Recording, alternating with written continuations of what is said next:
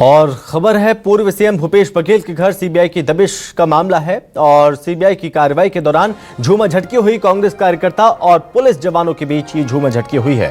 कांग्रेस पार्षद के पति लाभेश मंदरकर और जामुल टीआई कपिल देव पांडे के साथ झूमाझटकी हुई। आपको बता दें कि सीएसपी हरीश पाटिल और 4 थानों के टीआई समेत 100 पुलिस जवान मौके पर मौजूद हैं।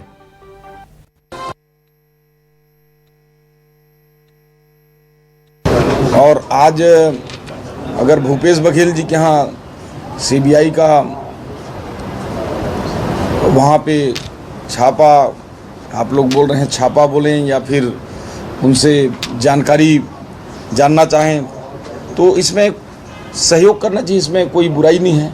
ये तो देश के हर व्यक्ति को कर्तव्य है, हर व्यक्ति के दायित्व है कि जो देश के जो केंद्रीय एजेंसियां हैं उन पर कभी भी किसी प्रकार का भी अगर जांच के लिए बोलते हैं तो सहयोग करना चाहिए। कांग्रेस इस बात का जिक्र कर रही है कि तमाम असफल छापों और नाकाम साजिशों के बाद अब भाजपा ने सीबीआई को भूपेश बघेल और देवेंद्र यादव के पीछे छोड़ दिया। देखिए, इनका कहना राजनीति से प्रेरित है।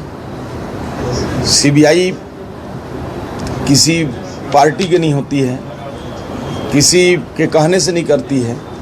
ये एक स्वतंत्र एजेंसी है और जहाँ पर भी लगता है कि गड़बड़ी है वो जांच करती है। और अभी तो ये कांग्रेस वाले चुनाव के समय बोलते हैं कि सीबीआई के छापा पड़वा रहे हैं हमारे नेताओं के यहाँ चुनाव को प्रभावित करने के लिए। अभी तो सारे चुनाव हो गए, छत्तीसगढ़ के विधानसभा के, लोकसभा के, पंचायतों के, नगर निगम के, अभी कौन सा चुनाव है।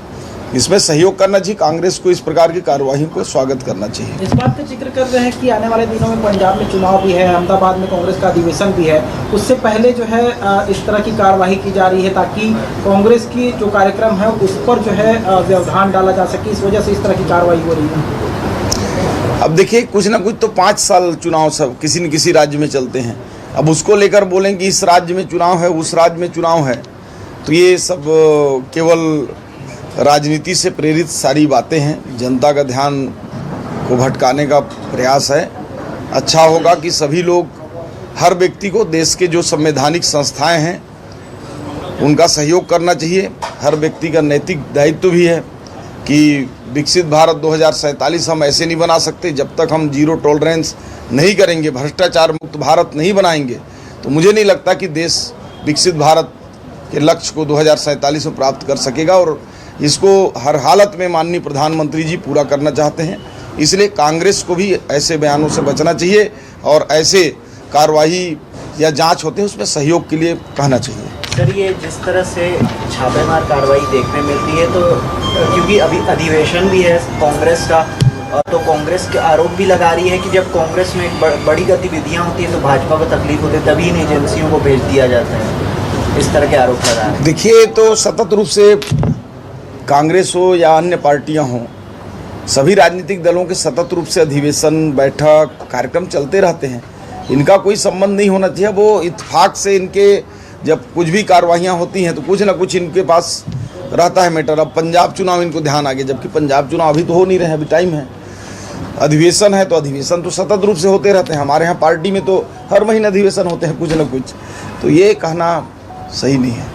सर, ये स्वशासी सोसाइटी की कल बैठक की थी आपने और ई पोर्टल का भी एक शुभारंभ आए हुए में अब किस तरह की पारदर्शिता रहेगी सर? देखिए, एक बहुत ही महत्वपूर्ण हमारे स्वास्थ्य विभाग ने फैसला लिया है। माननीय मुख्यमंत्री जी के जो सुशासन और अभिसरण विभाग के माध्यम से मुख्यमंत्री जी की इच्छा है और केवल स्वास्थ्य विभाग नहीं सभी विभागों में कि हर चीज़ जो है पारदर्शी हो, आम जनता भी इसको देख सके, अधिकारी भी देख सकें, जनप्रतिनिधि भी देख सकें।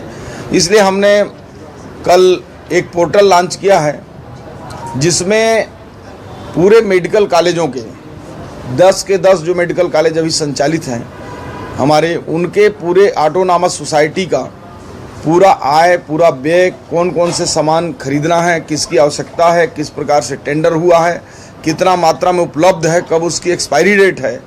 तो मुझे लगता है कि एक एक चीज़ जो है पारदर्शी हो जाएगा। और एक बड़ा फैसला राज्य सरकार ने कल लिया है ताकि किसी भी प्रकार के उसमें लीकेज की गुंजाइश ना रहे।